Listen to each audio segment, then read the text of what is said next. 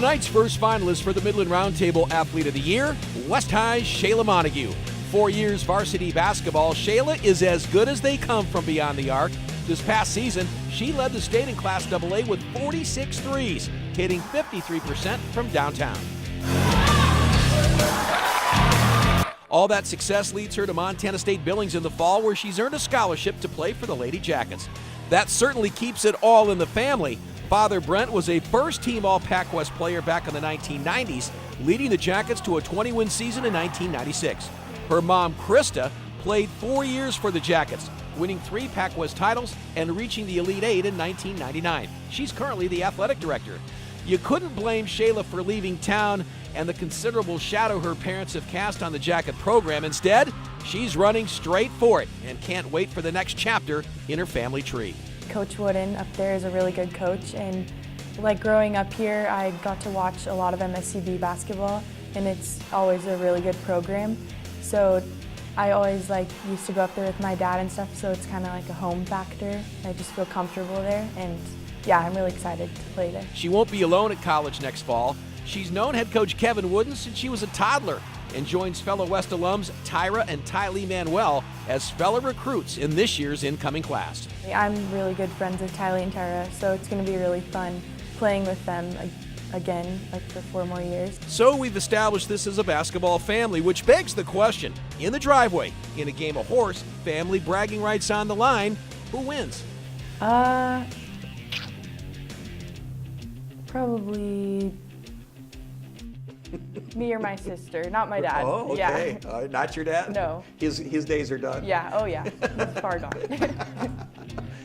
The next-gen Montague headed to MSU Billings next fall. Shayla Montague, finalist for the Midland Roundtable Athlete of the Year.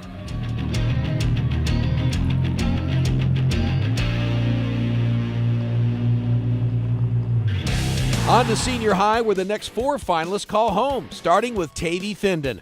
Her quiet demeanor belies her dominance on the track. 3 straight years she's earned all-state honors, state champion in the 300 hurdles, and a 2-time champion in the 4x400 relay. That has landed her a college track scholarship to Carroll in the fall. She likes the small-town feel and thinks Helena and the Saints is right where she's destined to be. I met all the coaches, love them all. They're really homey there.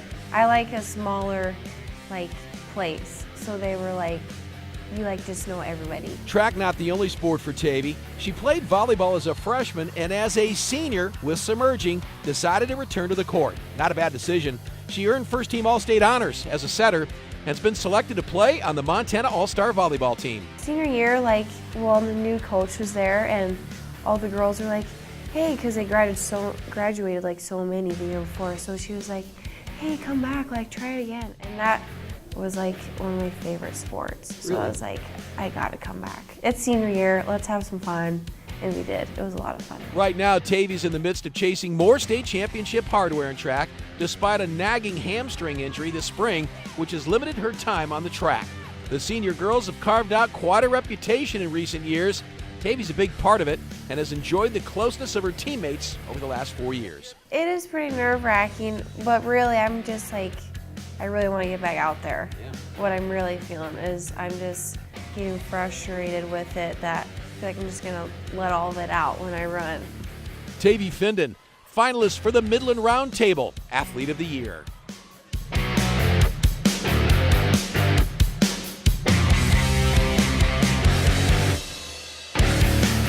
Tiana Vladek, 2-time state cross-country champion, Gatorade Runner of the Year in 2016 and 2018.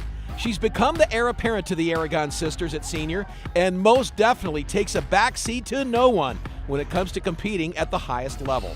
Her mentor was Christina Aragon, and no question, Tiana has nothing but respect and admiration for the youngest of the Aragon sisters. I don't think I'd be where I am without her. Freshman year, I didn't really even know what I was doing, just going in there and running, and then having her in front of me all the time was something that I was so grateful for, because I don't think I'd be here right now. Cross country just part of Tiana's story at senior. Right now, she's getting ready to compete in multiple events at the state AA meet in Kalispell. She's part of the 2-time state champion 4x400 meter relay team. She'll run in the 4x800, and oh, by the way, has the best time in the state at 1,600 meters. Not only does she compete on the track, there's plenty of competition with her sibling brothers. So just who is the most athletic in the Vladek household? Oh, my little brother hates this question. I don't know. I would say, I don't want to say myself because my brothers are pretty talented, but You can say yourself. I'll say myself. I think I'm the best. She's off to Boise State in the fall on a cross-country scholarship. And while that's all well and good, academics are every bit as important. Tiana will graduate with honors in just a few short weeks. And while she plans on setting a few records of her own in the Mountain West Conference, she's also hoping to leave with a future career as well. I'm definitely wanting to major in psychology and hopefully with that becoming a sports psychologist. I mean, I've definitely found a love with learning about runners and like how they deal with the sport. I mean, I've had to deal with it all my life and just learning on like the psychological aspect. Tiana Vladek, our third finalist for the Midland Roundtable Athlete of the Year.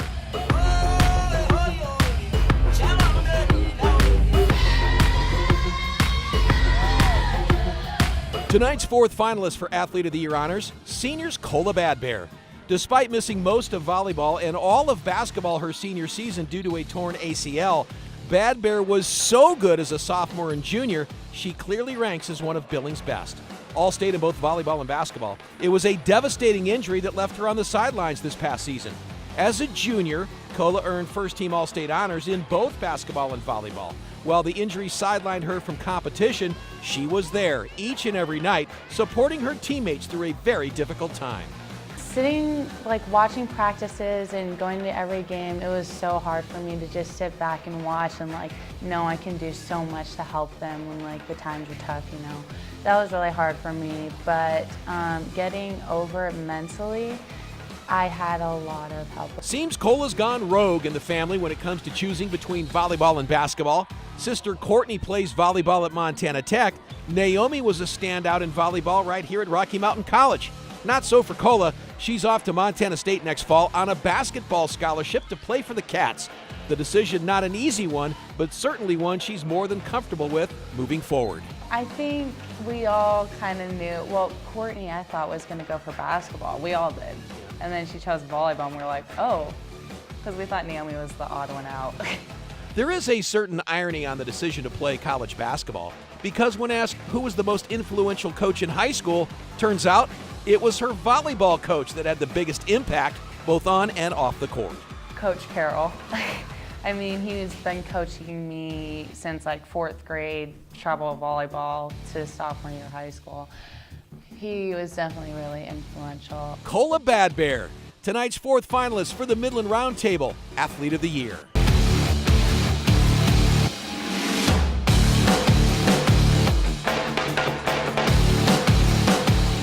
Our final nominee for Athlete of the Year honors goes to seniors Ellie Miller. 3 years varsity basketball where she was team captain. 3 years varsity softball, team MVP all 3 years.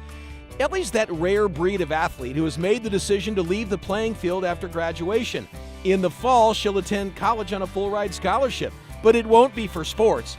Ellie has earned an academic scholarship at Carroll College. My sister's a really big role model for me, and she's really smart. I'm not as smart as her, but she's really smart, and she goes to Tech and she's studying, I think, mechanical engineering. And it just seemed so cool. Like any senior, graduation looms in the near future. And Ellie jokes it will be a liberating experience of sorts. You see, her father is Rod Miller, who just happens to be a United States Marshal. And that begs the question, was there martial law in the Miller household? You're late at curfew, right? Oh, yeah. What's the U.S. Marshal say? Oh my gosh, she's really angry. I'll just leave it at that. No, elaborate. We want to know. Really? Yeah, he brings the hammer down? Oh yeah, I'm grounded for at least the rest of the week and maybe the next weekend. So tough childhood for you, huh? Yeah, pretty much like house arrest. Ellie certainly has interests outside of sports. We've established that with her desire to focus on academics in college. But that's not all. Seems she also found time to play in the school pep band. I played the flute. It was fun. Every time I think of food, I think of Ron Burgundy and Anchorman walking around on the table. Oh, yeah! Actually, that was me. Ellie Miller, flutist and finalist for the Midland Roundtable Athlete of the Year.